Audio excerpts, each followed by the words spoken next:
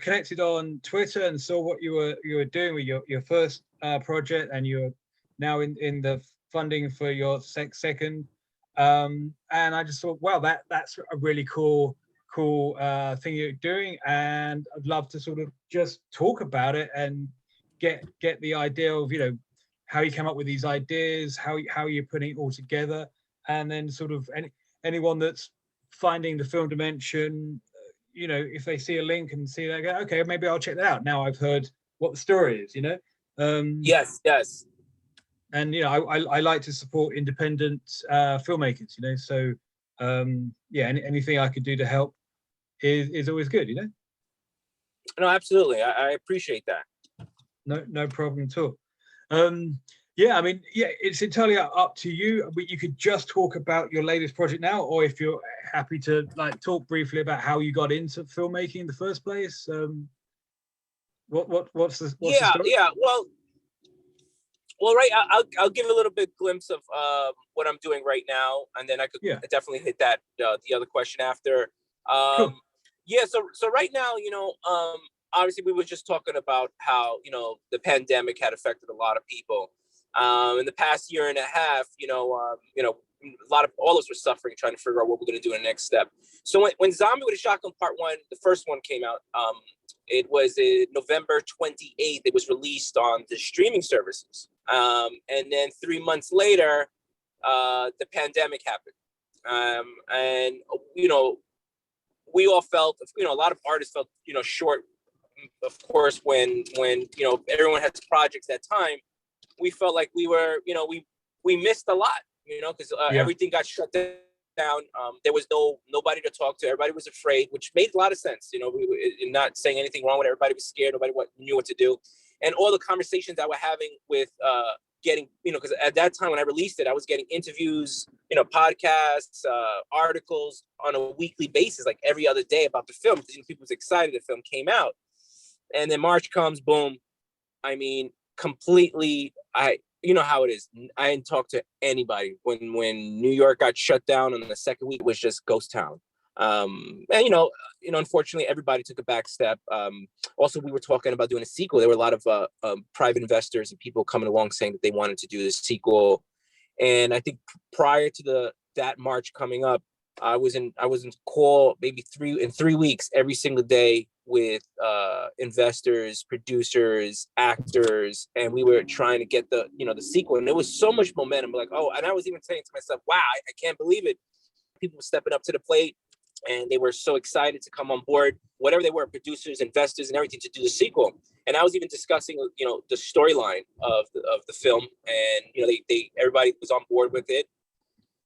So then after that, when everything got shut down, I was trying to figure out, what am I going to do next? You know, am I going to, you know, obviously a lot of these people that I know, I have no more contact with them. A lot of them left New York. A lot of them left other places, and there's no more money.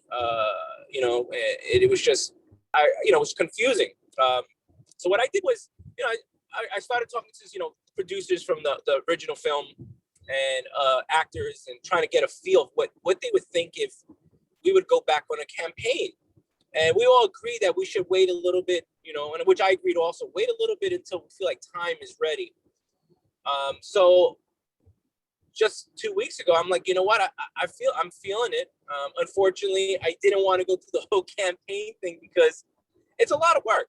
You know, I don't have to tell you, it's like a 24-hour job. And I said, look, man, you know, one time I raised the money. It took a while. You know, it took about 1.5 years, 2 years to raise the money. I said, I'm pretty sure I could do it again. Let me feel out, you know, the people, the fans, you know, who's suffering, who's not suffering. You know, the country's still limping. And I decided to pull the trigger. Let's go for it. I started the Patreon page, like I said, about, you know, I would say maybe 10 days ago. And I was really shocked. The response was really... it was amazing. It was like everybody was just hitting me up with messages saying, this can't be true. Yes, we want it. You know, so many people came out. And what was exciting about it, that it was the first time that I received an overwhelming messages. Like a lot of DMs came that I never received because, you know, 3 months into the film getting released, everything was shut down. And I've got so many fans, like first time coming out and saying, I loved your film. I watched it. You know, they were talking about scenes and parts. And I was like, wow, you know, this is what I missed. And a lot of people missed, you know, when their artwork was suffered through the pandemic. So it was pretty exciting to see that. And it was exciting to see that people are, you know, are very, very excited for the sequel to come out. And, you know, that's where I'm at right now with the Patreon page. We are going to introduce vampires into the film. We thought it would be a pretty cool mix. Yeah. We felt, and I felt that, yeah, we felt that it would be pretty interesting. We didn't, you know, we felt like, you know, the first part going into the second, could it be sort of like a generic sort of like time, you know, where we kind of seen the story already, where it's going. Let's mix it up. And, you know, me being, you know, indie filmmaker, you know, we have the you know, the freedom to do what we want, you know, without somebody telling us what to do, you know, the system not telling us what to do. So we decided to do that. And that's one thing we're going to do. And I think when fans find that out, they'll be really excited about that. That'll be such a cool element to the zombie sequel. And sure. So yeah, it's different, isn't it? It's you don't get the clash of two niches or genres usually. Do you think just making films now in 2021 after sort of COVID or coming towards the end of it, it's harder or the same? Just what's it like at the moment from your point of view of you're doing this and making content at the moment? Has things changed, or is it basically just people just like to, as I said, want to support you because they feel that they've had this kind of time away and now they just want to sort of get back to life like it was before? I think you nailed it with that one. I think it is different. I think we all know it's different now. You know, the film, the art world took a sharp turn, and I think you know, it took a sharp turn to, you know, in a lot of different ways. You know, in the delicate ways of the things, how you portray things in film. You know, and politically wise and everything like that. And I think that, you know, a lot of people are also sick and tired of that, because that's what we see only in the mainstream. We see that in the news and everything. And I think that plays with the part where people saying, you know what, I had it with that. Let's get back into, like, you know, art film. Let's escape from that. And I think that also helps Zombie with a Shotgun when people come in and say, hey, you know what, this is a true indie artist, indie filmmaker that doesn't work in the system. And people are, and you know, I think you would agree, we're all sick of the system. The system is taking advantage of the people, you know, and we have no power, no say. And some little project like this, you sort of have a say, you know, because I am not part of the system. I made a whole life of making films out of the system. And I think that you know, plays a part what's happening with the world, with the country, and people see that and they feel that and they want to escape that, and they want to, this is their way of expressing it, and I think that's pretty awesome. Yeah, no, so do I. That's one of the reasons why I'm doing what I'm doing, because there's so many artists out there, filmmakers, whoever they are, writers, you know, directors, producers, all that sort of stuff, that just want to do their own thing, and it's as hard as it gets when you're up against, you know, the big Netflix and the Amazons and the big studios, to compete with all the big noise. It's nice to hear that someone else is going, do you know what, we're going to just do our own little thing, but you actually get the support from a lot of people who go, look, I appreciate what you're doing, you know, and we want to support you by coming along, by, you know, sharing stuff, donating, whatever it is, and you're proving that you actually are doing it. You know, you can actually make a difference if you've got an idea to create. Where do you see filmmaking going in the next couple of years? Do you think there'll be more of this and more people going, do you know what, we don't have to be part of like studios, we can just do our own thing in different directions? I think, you know, I think it'll take time for, you know, filmmaking to get back where it is. And I think that now a lot of people are afraid of investing in small projects like this. And I think it may take maybe, you know, maybe a couple years for people to say, okay, And I think that all depends on like box office and everything. Obviously, you see the box office is starting to look pretty darn good. I mean, especially for the horror genre, where The Quiet Place Part 2 was the first film during the pre or post pandemic to make over $100 million, and that's a pretty good sign, especially in the horror genre. Yeah. And Yeah. so that is a really, really big sign that people just want to escape and people want to get out and they want to do their own thing. So yeah, I think that's pretty interesting. And I don't know, it's kind of hard to say. I mean, you kind of nailed it with something. With the whole Netflix and streaming services, it seems like they're getting more powerful, more stronger, and it seems like there's like it seems like there's a big monopoly out there. And it's like you even talk to other artists. That's what we all talk about. Trying to get the big gig. Think about this, right? You and I are indie artists. You and I, we strive to make projects, artwork out of the system. But that to make a living, you may have to go into these big streaming services. So when you go into these big streaming services, then they start to dictate what you can say, what you can't say, what you should do. This is how you make a film. And it starts to kill the spirit of what indie filmmaking is and what art is. And I'm not saying anything wrong with the big streaming service, because that is a place that, we do, one day you and I one day get there, and, it is the place to make a living, and we all have families, and, we all need to support each other and, support everyone. But that's the downfall of it. And I think that when you start to, restrict art and dictate, art, that's a big problem. And that's what I see. I see in the future that these streaming services just becoming more stronger and more powerful. And at a time like this, where indie artists really struggle, you start to surrender to it. Yeah. And I think that I would have to give it maybe another couple years to see where it's at. And that's where I think it's going to.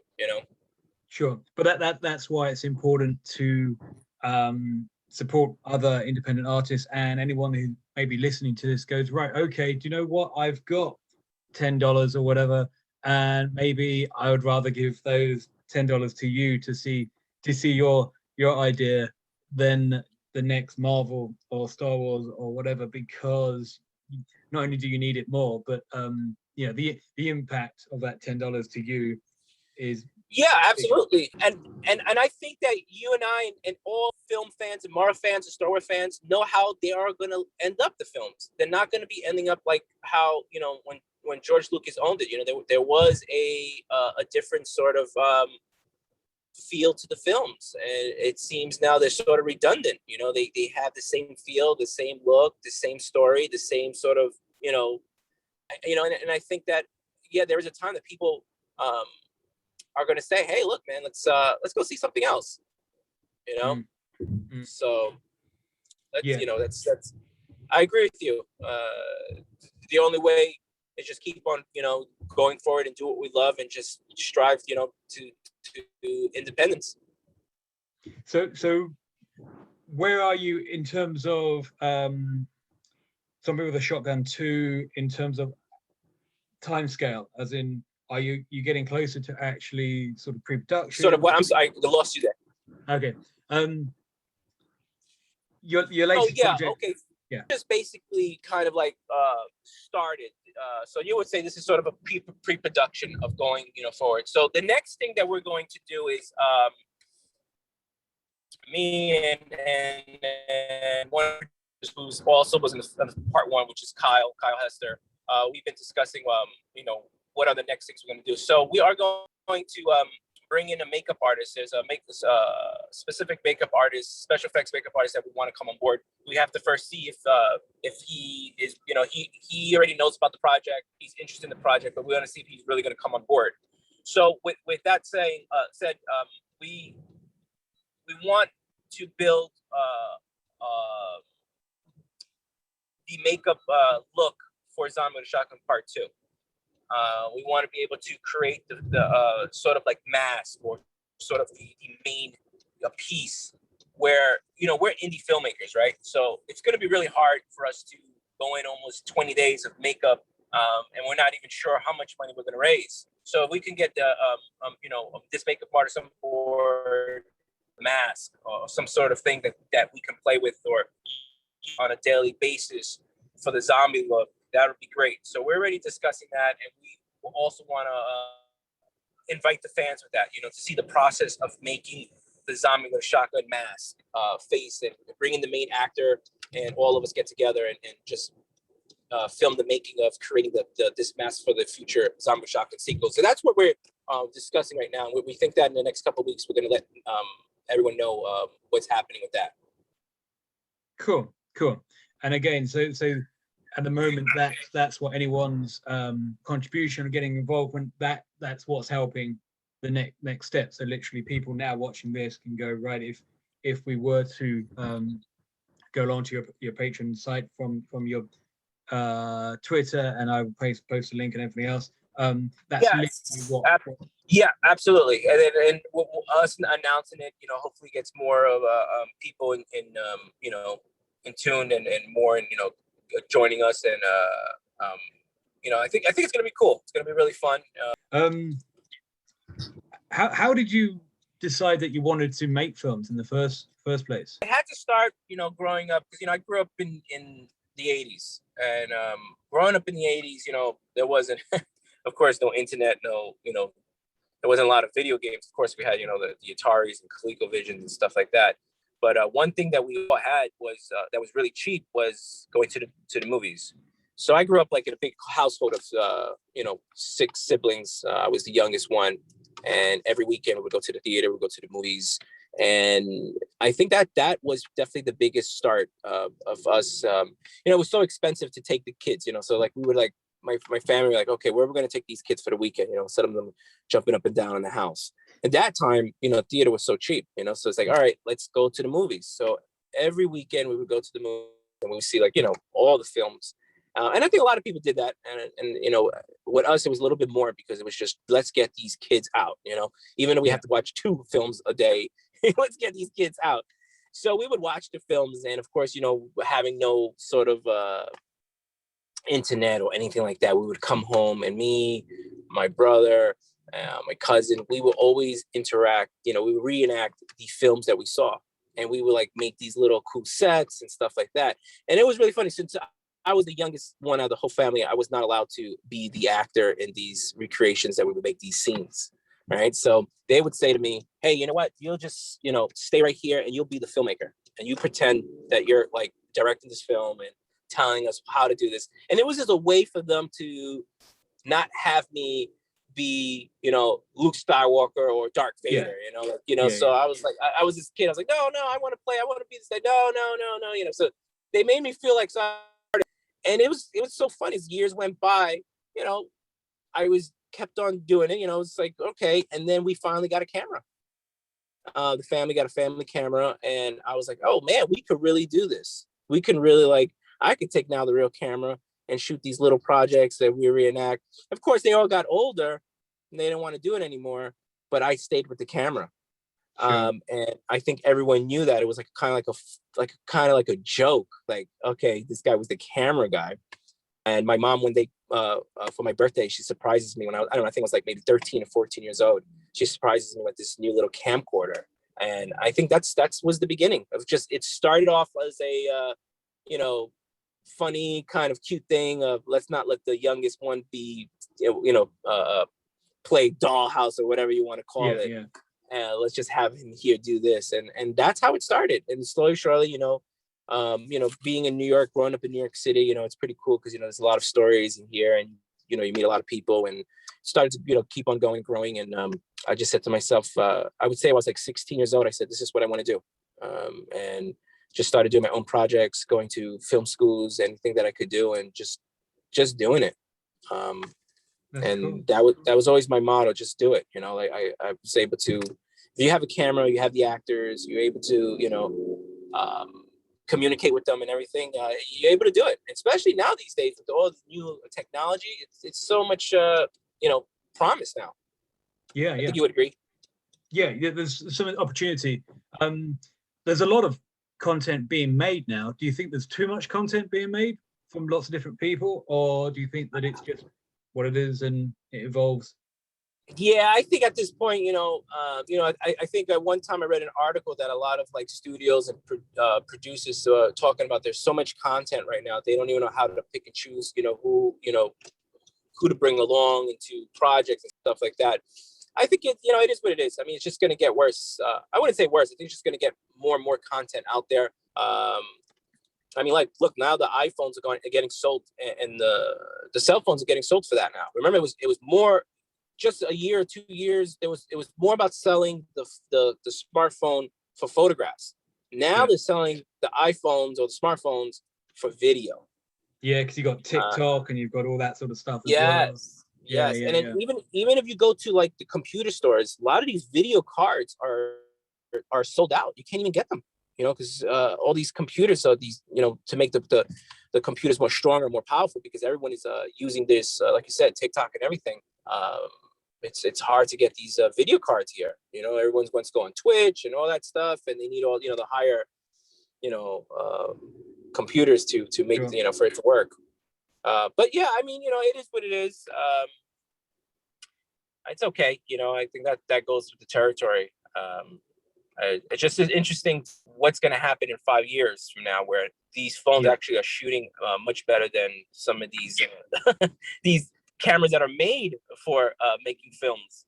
More than 5 years, what's going to happen? It's gonna the evolution of style of film is probably going to change, as I said, in the next like 4 or 5 years. And it could be quite interesting. Again, do you want to just mention your social media pages and things like that, where people can find a bit about yourself? Absolutely. Yep, absolutely. Thank you. So a lot of people who never seen Zombie with a Shotgun, never heard of Zombie with a Shotgun, I always tell them to Google Zombie with a Shotgun first episode, which we started on a web series. Should have mentioned that before, but yes, the Zombie Shotgun started as a web series first, and then we created into a feature. Google Zombie with a Shotgun first episode. There you can see the first episode on YouTube. And if you like what you see there, basically that's what you're going to get for the feature and other stuff that we are doing independent-wise. And I'm usually on Twitter. My handle is Zombie WA Shotgun. Instagram Zombie with a Shotgun. I'm on. And anybody could shoot me a question or ask me anything on Twitter. You follow me, I usually follow everybody back, and if I don't, just give me some time, I would definitely will. And if anybody wants to ask me a question about the film, anything, I'm there on Twitter. So I'm usually on every single handle, like of YouTube, Zombie with a Shotgun, Instagram, Zombie with a Shotgun. So yeah, you just Google Zombie with a Shotgun. You can see all my social media platforms. And of course, we started a Patreon page. And the Patreon page is under my full name, which is Hilton Ariel Ruiz. And there on my Twitter page is on my first post pin. And there you can see the Patreon page. And I'm on a weekly basis, I'm giving up new content. And we're going to do a poll on ideas to bring into. I want to definitely invite the fans to give their input on what they would like to see on the sequel. And I appreciate anybody who comes out and contributes and helps out on this new journey to make the sequel. No, that's very cool. That's very cool. I will post the relevant links and try to keep everyone updated in terms of your progress, because it's exciting stuff. And it's important that film fans support filmmakers, Yes, absolutely. Hilton, I want to thank you for our brief time today, and let's talk in the near future. And I'll be interested to find out how the project is progressing. Absolutely. Thank you so much. And anytime you want me to come on your show, I definitely will. Thank you so much.